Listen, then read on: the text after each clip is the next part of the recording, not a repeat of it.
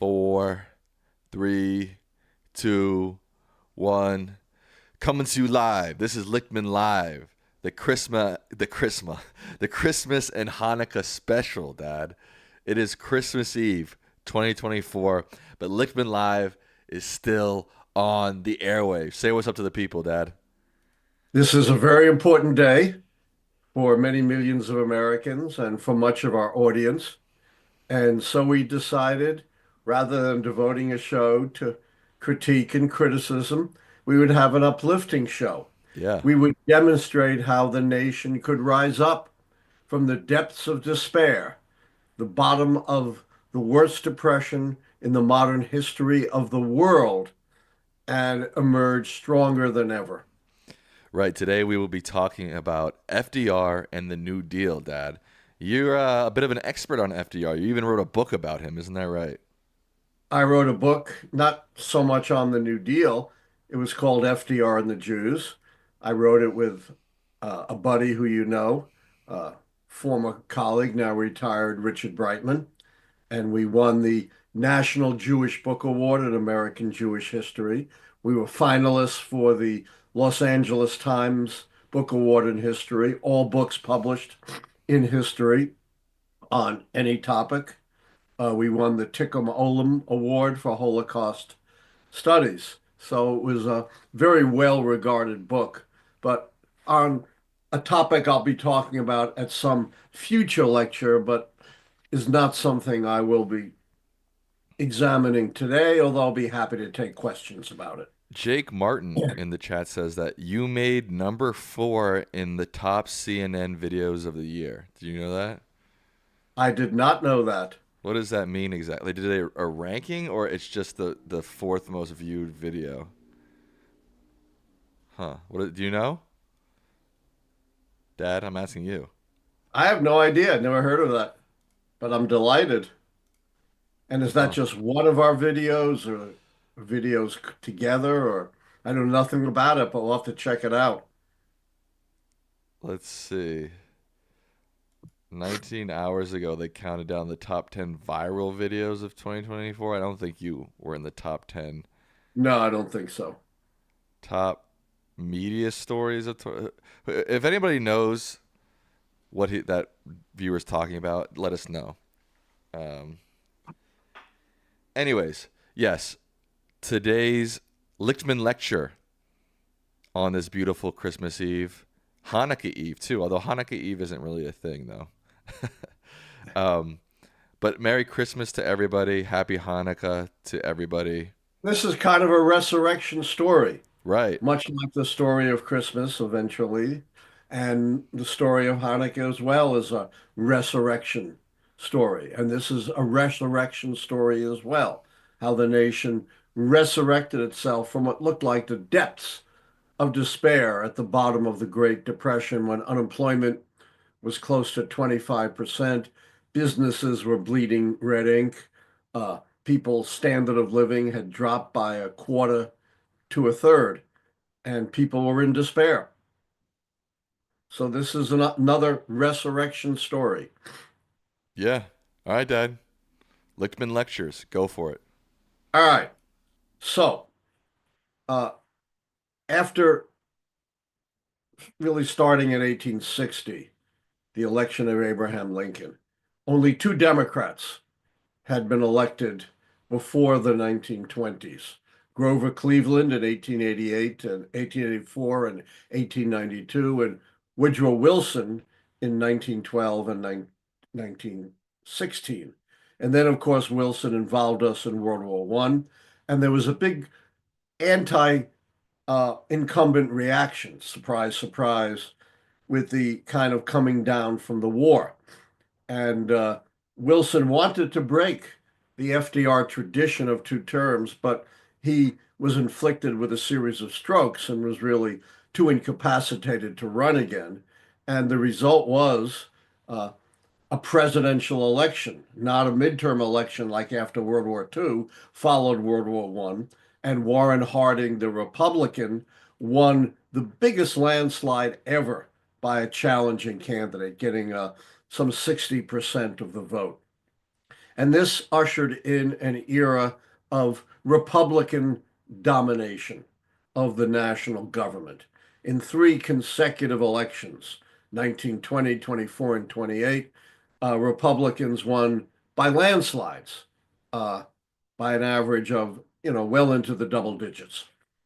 And it looked like the Democrats were virtually dead and buried, and that forevermore, at least for the foreseeable future, Republicans would control the presidency, the Congress, and virtually every state government outside of the solidly Democratic South.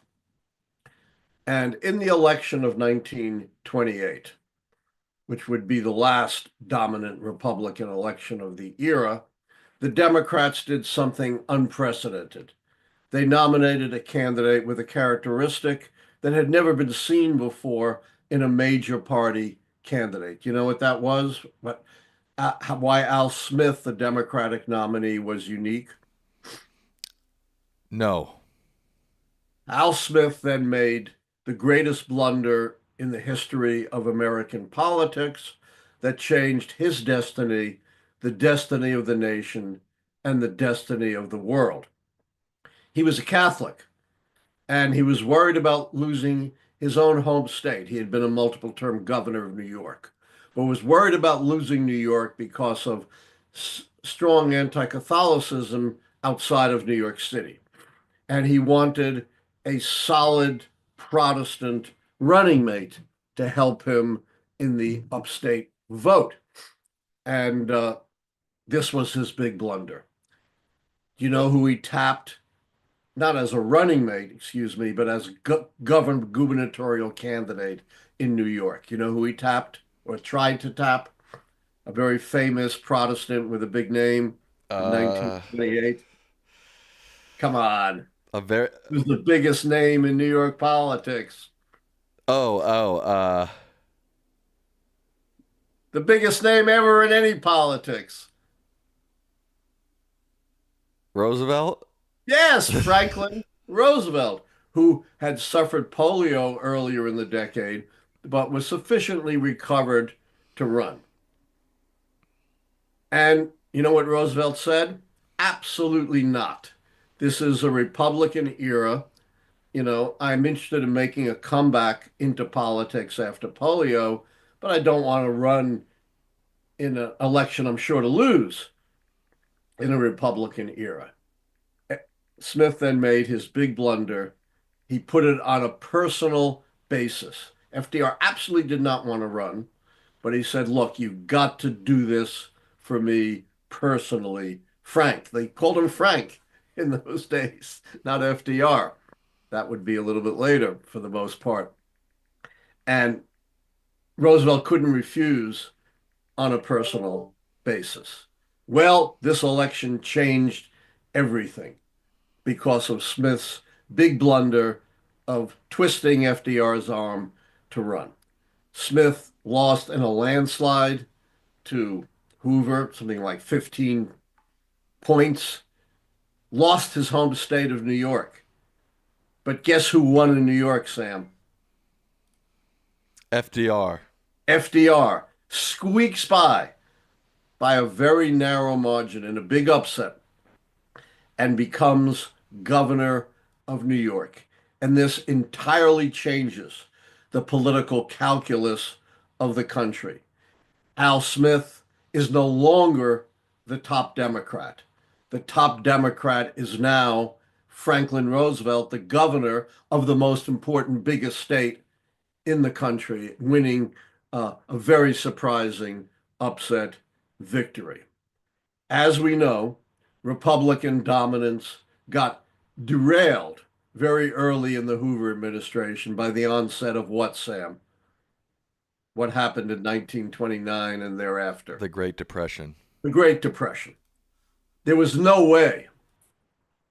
It totally upset what had been the overwhelming favorable balance of power for Republicans. There was no way America, with the Great Depression raging and Hoover seemingly overmatched in trying to deal with it. And we talked about last time the disastrous policy of the Holy Smoot tariff that raised tariffs and clogged international trade in the early stages of the Depression. So this was going to be remarkably, as a result of a totally unexpected event, a Democratic year. But Al Smith's blunder in persuading FDR to run for governor of New York now put FDR as the leading Democratic candidate for the 1932 nomination, displacing Al Smith.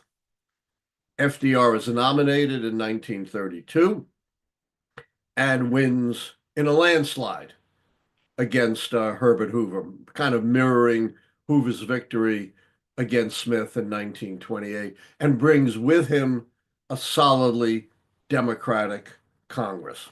Well, FDR would then prove this is the Depression hits bottom exactly when he's inaugurated, not in January in those days, but in March. It wasn't until 1936 that the lame duck amendment moved the inauguration from March to January. Nations in despair. There's a run on the banks. People are underemployed, almost a quarter unemployed. Businesses are losing money. There are Hoovervilles, shacks being built up around the cities for homeless people. Farmers are being displaced. The Dust Bowl is compounding the effects of the Great Depression. And of course, FDR decides he's not going to give in to despair. One of his most famous quotes is, "We have nothing to fear but fear itself." And he becomes the greatest policy innovator in the history of the country. FDR's 100 days are extraordinary. 15 major bills passed during just a 100-day period. I'm often asked when a new president is inaugurated how their first 100 days compares to that of FDR. And I always invoke the old Zen koan, unask the question. There's no comparison between FDR's 100 days and that of any other president. 15 major bills, almost instantly bringing the nation from despair to hope.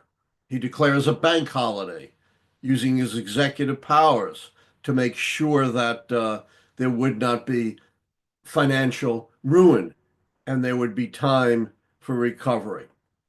In FDR's first and second term, he adopted an extraordinary series of reforms that totally transformed the relationship between the government and the American people. Reforms to establish basic welfare for those unable to fend for themselves. The Social Security Act, for example, which provided for the first time pensions through government for old people. For the first time, it provided unemployment compensation. It aided mothers with dependent children. It aided persons with disabilities. FDR himself, of course, was paralyzed from the waist down, suffering from a disability. He brought some order to the financial markets by establishing the Securities and Exchange Commission. He guaranteed the safety of bank deposits to a certain degree through the Federal Deposit Insurance Corporation. He gave an enormous boost to the development of unions through the National Labor Relations Act, which enabled the government to supervise collective bargaining elections and prohibited unfair employment practices like firing people for supporting or joining unions. He adopted the Rural Electrification Administration, which brought electricity to millions of homes and transformed in fundamental ways their life. In his second term, he established the Fair Employment Act, which established the minimum wage, the maximum hours, and prohibited child labor. Some of the most substantial economic growth took place during FDR's first term and early in the second term. He then made a big mistake in the second term by uh, they didn't he didn't really understand, the intricacies of the economy, despite being this incredible reformer. They cut back on spending. They had a recession in the middle of the Great Depression, and the final recovery of the Depression did not take place until uh, the preparation for World War II. FDR was not only a great reformer, he was also arguably the greatest political president we've ever seen. He established the Roosevelt coalition that utterly dominated American politics for 20 years and is still influential to this day. FDR himself shattered the two-term tradition, won election to 4 terms, although he died early on in his fourth term, did not win any of the 4 elections by less than 10 points. They were all either landslide or blowout wins. Uh, Throughout his tenure, uh, the Democrats also controlled the Congress, and it was FDR holding the presidency and Democrats controlling the Congress that enabled these extraordinary reforms to take place. Uh, Even conservative Republican governments have not dared to undo the legacy of FDR's New Deal. Some of the programs have been weakened, but basically the edifice still stands, and it is of critical importance. It lifted the nation out of the depths of depression and despair, although there have been some conservative critics who have argued against it. But here's the greatest legacy of FDR. Before FDR, the nation had hit depressions or very severe recessions, depending on how you define it, once every 10 years. I repeat, once every 10 years. You had a depression in the 1890s that was almost as severe as the depression of the 1930s. And it was one of many economic depressions that periodically plagued the nation. Since FDR, how many depressions have there been? None. None. There have been recessions, but they've all been short-lived, and the economy has recovered pretty robustly after. Nothing like the Great Depression of the 1890s or the 1930s or the 1870s. In other words, the structure that FDR put in place that has been chipped away but not eroded has been absolutely critical in stabilizing the economy and inoculating us against the periodic depressions that hit us every 10 years or so before FDR.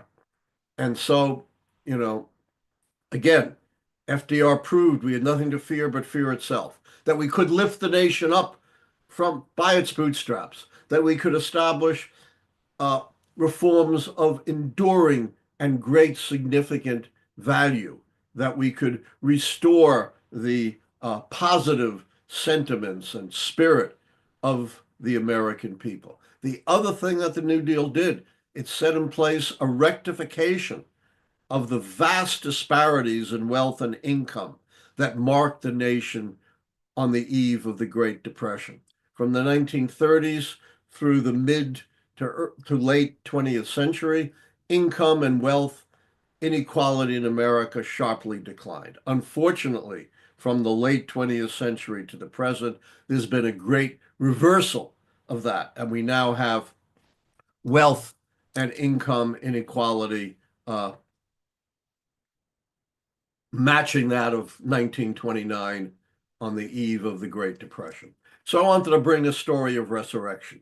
I wanted to bring a positive story in this holiday season of Hanukkah and Christmas to our audience and to all of the American people who may catch this lecture on the various platforms on which it's going to be placed. Wow, Dad. Thanks for that. That was extremely informative. I appreciate that, and I think the audience appreciates that as well. So I did a little You go to research. questions? I did a little research while you were talking. You did make CNN's top 10 most viral videos of the year.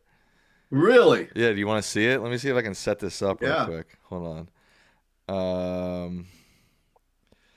Give me 1 second, folks.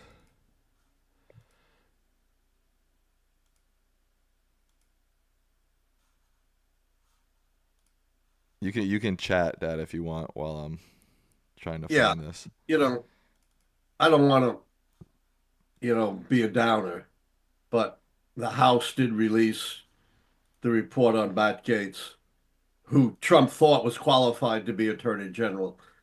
If the report is to be believed, and it's very well documented, this guy should not have been anywhere near the Department of Justice, much less the Attorney General of the United States. According to the report, he engaged in underage sex. He paid women for sex.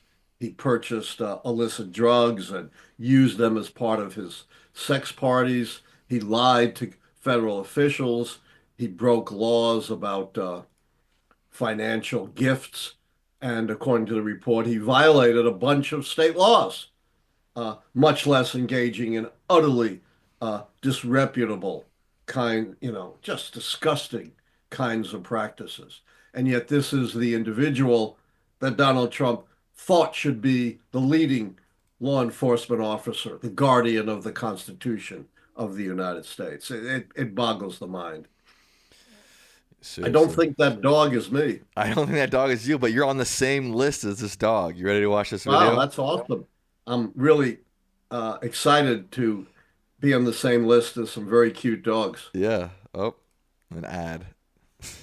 No ads, Dad. No ads, okay? Um, yeah, you made the same list as cute puppies. You beat some Wow. you beat some big events on this too. You'll see. Top 10 Top 10, Dad. puppies can compete with cute pups.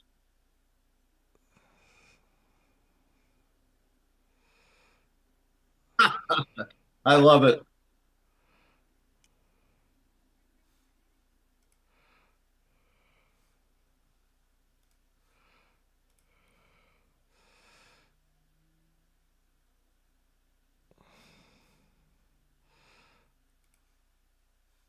No, but hey, you made it on. I don't know if people can hear. Hold on, I need to check. Can people hear this? I'm not sure if they can hear it. Give me 1 second.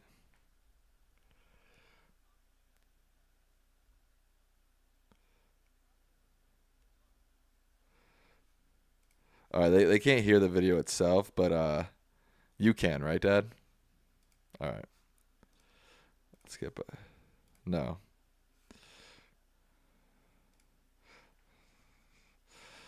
Number 9 was Princess of Wales announcing her cancer diagnosis. You beat her. Yeah, you beat her. Wow. I beat a princess. What'd you say, Dad? I beat a princess and I wish her the best. Yeah. I like her.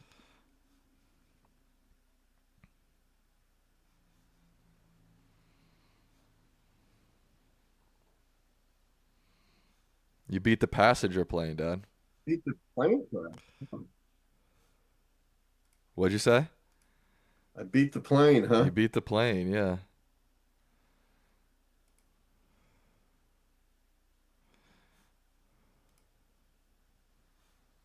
Well, that's good to know. Hurricane I beat the Milton making hurricane? landfall No. on Yeah. Florida's west coast. Look at that huge tree limb the just hurricane. blowing through the intersection. It Like, was a dangerous world-class Category event. 3 storm. I know you beat the hurricane. Behind Jeez. me here, and now it seems to be breaking apart. Did it freeze? Wind and the storm surge associated with this hurricane that is right now That's amazing. I can't believe I beat the hurricane. Now pushing Because this election its was way much like a inland. hurricane. Milton Right. dropped about 18 inches of rain on St. Petersburg, representing a more than 1 in 1,000 year rainfall for that area. Number 6. You beat the In pager September, attack. explosive Oh my attacks God. in Lebanon targeting pagers used by Hezbollah members. The blasts killed 12 and injured more than 2,300. CNN learned Israel was behind the attack, which was a joint operation between Israel's intelligence service, the Mossad, and the Israeli military. The Lebanese government condemned the attack as criminal Israeli aggression. Number 5. Police in Illinois releasing body camera footage of the deadly police shooting of Sonia Massey in July. The 36-year-old black woman had called 911 for help to report a possible prowler at her home in Springfield. I heard somebody outside. We didn't see nobody, so nobody's out here. The body camera footage shows the deputy continuing to interact with Massey, but things take a turn when she goes back to check on a pot on the stove. Away from your hot steaming water. Away from my hot steaming water? Yeah. Oh, I rebuke you in the name of Jesus. I rebuke you in the name of You better not. I swear to God, I'll you straight in your face. Okay, I'm sorry. Drop the pot. Drop Oh my God. 3 shots were fired, killing Massey. No intruder was found. The deputy was fired from his job and charged with first-degree murder. He's pleaded not guilty. At number 4 on the list, the presidential historian who's correctly predicted 9 of the last 10 presidential races makes his pick for the 2024 winner, Vice President Kamala Harris. Have you ever changed your prediction? I have never changed my prediction once I've made a final call. Unfortunately for Allan Lichtman, this year's pick did not pan out for him. Uh-oh. Number 3 on the list, Baltimore's Oh, I hit Keybridge number Collapse. 4. You hit Video number shows the 4. moment of Yeah. Pretty impressive. Given that I missed, it wasn't bad. No, and ahead of you was the Keybridge collapse, the failed assassination attempts, and number 1 is a weird one. That is weird. I don't know why that was number 1. Yeah, video of Number 4, Sean that's pretty Combs. darn good. Yeah, you beat a Beat lot the of hurricane. you beat a I beat the hurricane. princess. Yeah. I beat When I the saw pup. this, I was like, "Oh wait, there's no way he's on this list. He's not viral enough to hit this list." But you were number 4. Wow. Pretty crazy. I would have been number 1 if I got it right. Yeah, you probably would have been. You might have been number 1 if you got it right. I'll settle for number 4, You'll even settle. getting it wrong. What's your instant reaction to that, Dad? I'm very surprised and thrilled that even when you're wrong, you can still have an impact. There you go, folks. Even when you're wrong, you can still have an impact. Allan Lichtman, the 4th most viral moment or video, whatever they phrased it, of 2024. Wow. All right. You want to get to some questions, Dad? Yeah, do your housekeeping stuff first. There's not many people watching, but hey, How many are watching? 470. That's not nothing. It's not nothing. If you are watching, throw this stream a like, why don't you? Subscribe, why don't you? Become a member, why don't you? Right, Dad? Yeah, donate. Christmas gift or a Hanukkah gift. Right. All right. Let's get to some questions.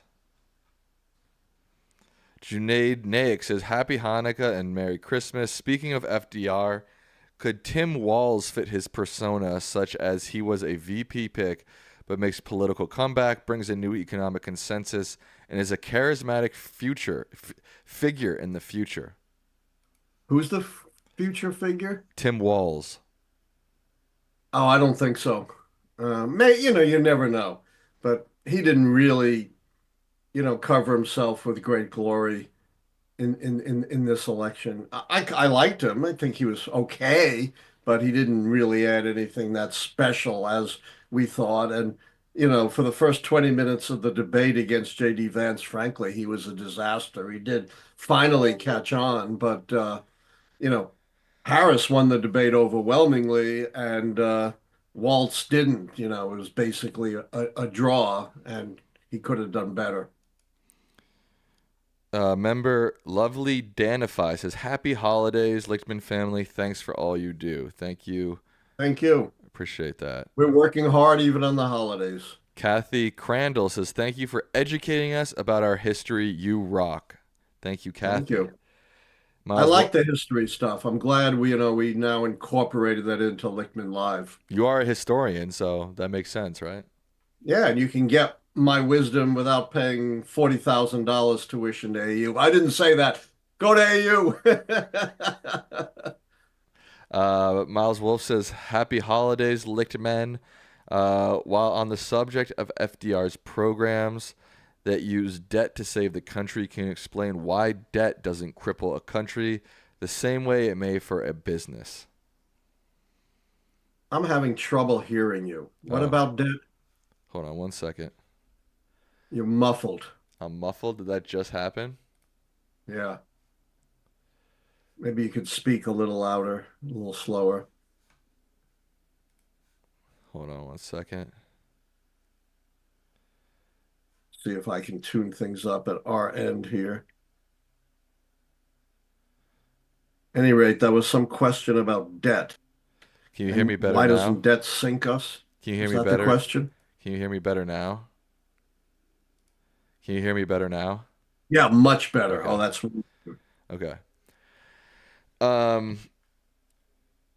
The question is, can you explain why debt doesn't cripple a country the same way it may for businesses, in reference to FDR's programs that use debt to save the country? because countries can print money indefinitely, and as long as people have confidence in the country, they can run up debt.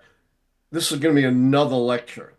I just want to briefly say the huge debt of recent years was made possible when Richard Nixon, in I think it was 72, maybe 71, took us off the gold standard. So we no longer had to pay our debts in gold. We could just print money to pay our debts, and foreign governments could cover our debt by buying U.S. Treasury bonds.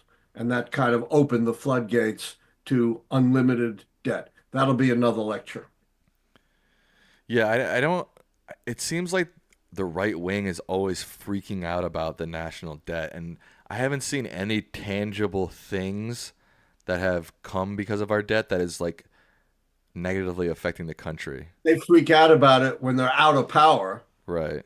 The Democrats are running up debt. They don't care about it like Trump's first term when they're in power. Remember, Trump came in saying, not only am I going to reduce the deficit, I'm going to cut into the debt, which means you'd have to have a surplus.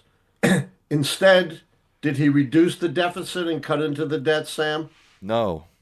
No, he raised the deficit and debt by trillions of dollars. But what would the debt, how would it affect America? I guess if one day China was like pay up, then it would affect us. But until then, it's just essentially a number, exactly. right? Until then, it doesn't have an immediate. The biggest effect is it's a huge component of government spending. It's one of the biggest parts of government spending is servicing the debt, and that does limit options for more constructive type of spending. Oh, I didn't realize. Maybe that. I'll have a whole lecture on the history of the debt. Yeah. Vincent Thomas says, "I think we're about to enter into the same politics of the 1920s with Warren G. Harding and his Ohio gang with Trump and his cronies. What do you think?" I think that's a very smart comment.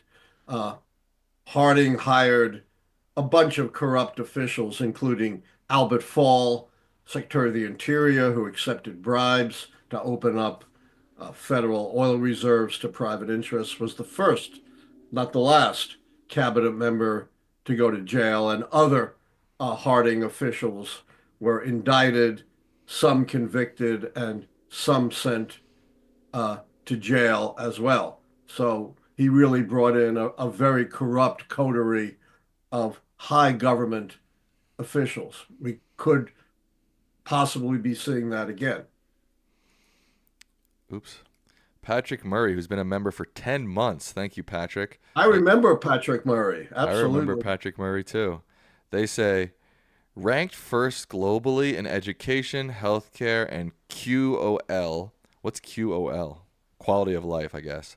Yes. Why is Massachusetts not the liberal format for the country? Instead, it's California. I think it should be Massachusetts. I agree with that. I spent a lot of time in Massachusetts, about a decade. I went to undergraduate at Brandeis in Waltham, just outside of Boston, and then PhD at Harvard. So I think we should be learning a lot more from Massachusetts. Also, it's, very high on gun control and very low on gun violence. Right. I also lived in Boston for 3 years. Yeah, Did you know that? I did. I visited you there. I'm just joking around. James Lagruda says a very happy Hanukkah to you both. Happy Hanukkah, James Lagruda. Thank you. Have we answered this before? Member Joseph T8V says, is there any chance the 14th Amendment can prevent Trump from taking the oath? We've talked about that, right? We've already answered that. Supreme Court has ruled on that. It overturned the Colorado decision, disqualifying Trump from the ballot, saying, no individual state can disqualify a presidential candidate, although they could disqualify a state candidate, and that to disqualify a national candidate, it had to be an act of Congress.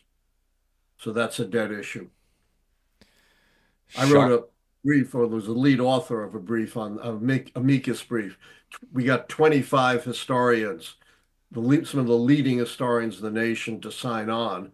And what do you think the Supreme Court did with that amicus brief? By 25 of the nation's top experts on what they're dealing with. Diddly squat. Exactly. They put it in the circular file. Totally ignored it. Member Sean Matthews says, how do Miguel Estrada's blocked judicial nomination and Adele Mangy's career trajectory reflect the influence of political ideologies and partisanship in the judicial and professional nomination processes in the United States? Wow, that's quite a question. Yeah, I'm not sure I understand the question. The way the Senate works is it is possible that one member can maybe not stop the operations, but certainly slow them down substantially. That's why the Democrats had to cut a deal, even though they had a majority in the Senate, with the Republicans in the Senate. They agreed that the Republicans would not obstruct the confirmation of district court judges, and all of them who are pending did get confirmed, but they would not proceed. I think there were 4 appellate court justices up for confirmation. Well, at least one of them, and maybe more, sort of confounded that. One I know well, Judge Wynn here in Maryland in the Fourth Circuit, confounded it by saying, I'm unretiring. So that's no longer an open appellate court seat for Trump appoint. I'm not sure if any others did, but it's possible. Member Michael Sheffield says, have a great holiday. Happy holidays to you too, Michael Sheffield. Pro Viewer says, why didn't Democrats adopt AM radio like the right did in the 90s?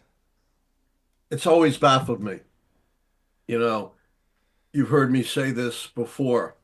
Democrats have been terrible on messaging, and that rather than trying to gain sway in the means of communication, how people really get their information, they've relied on political ads that have, in my view, virtually no impact on anyone.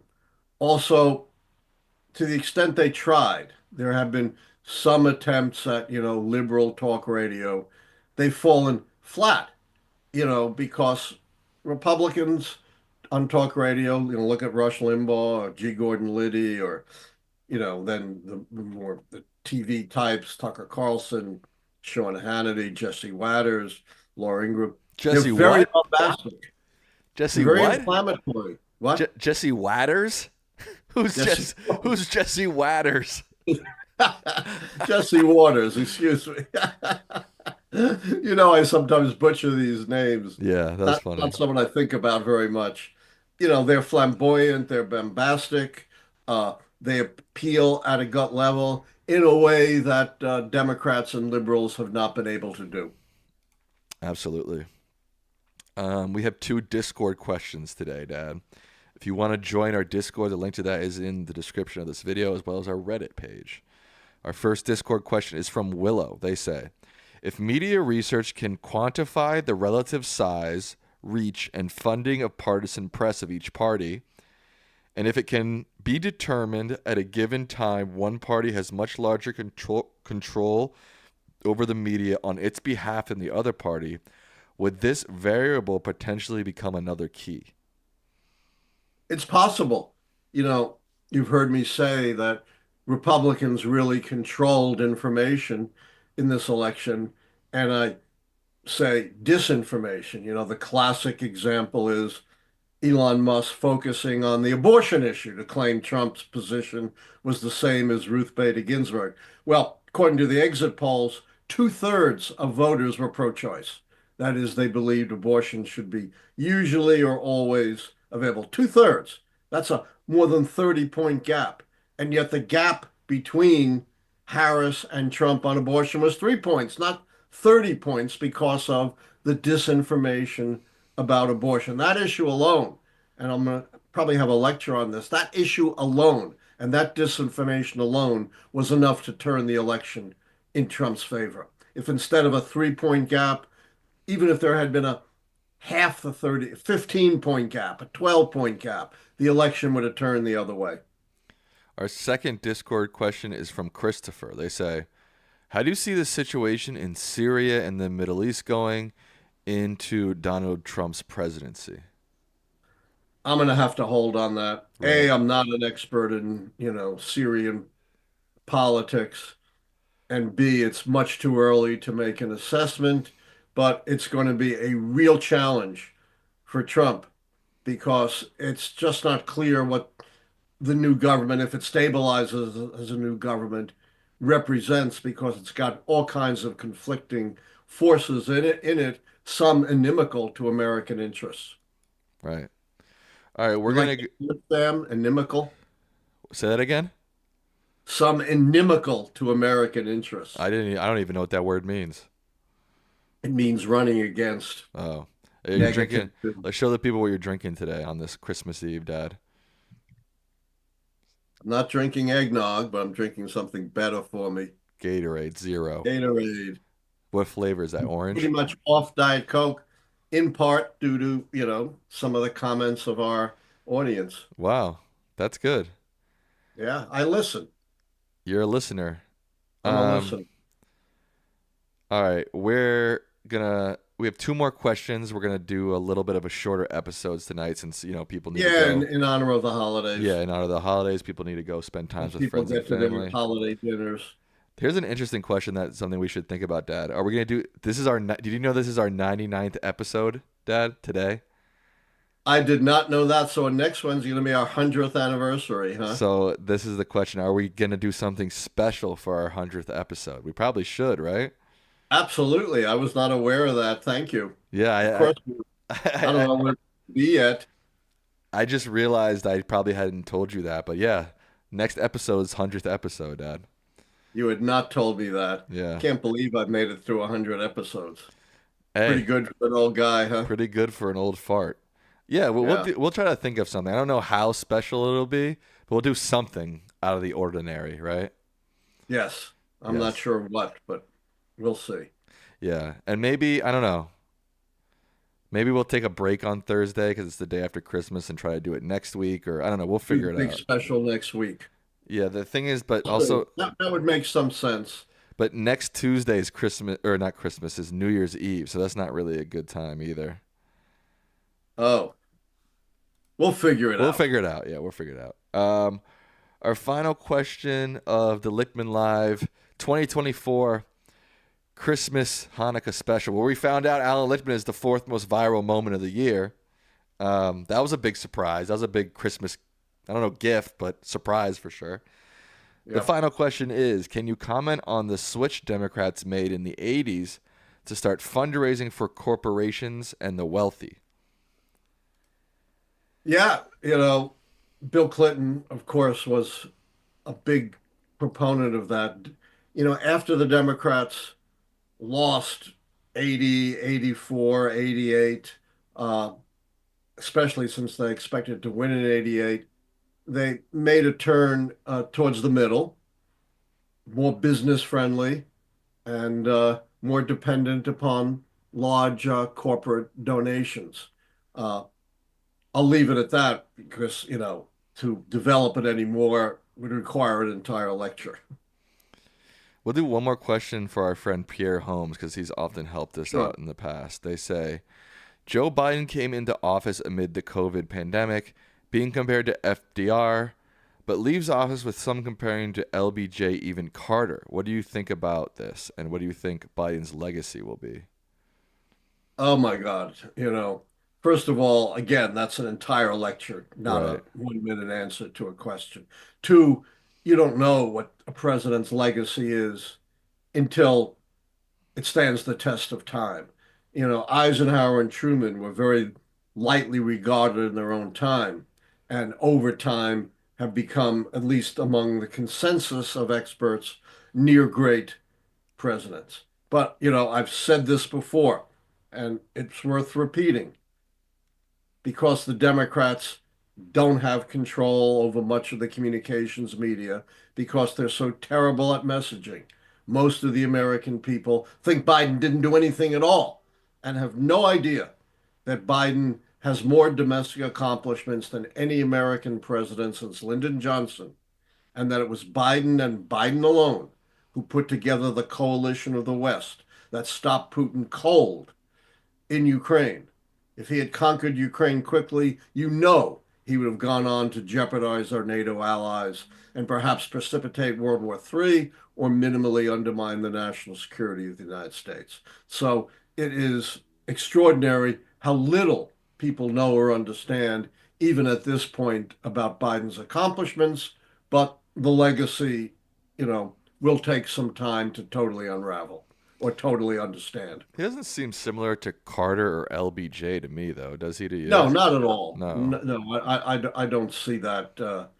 LBJ got us in, was second to FDR as a great domestic president, but made one of the most tragic mistakes in American history, embroiling us in the disastrous war in Vietnam, really the first war that America decisively lost at a cost of many tens of thousands of American lives and perhaps millions of Asian lives.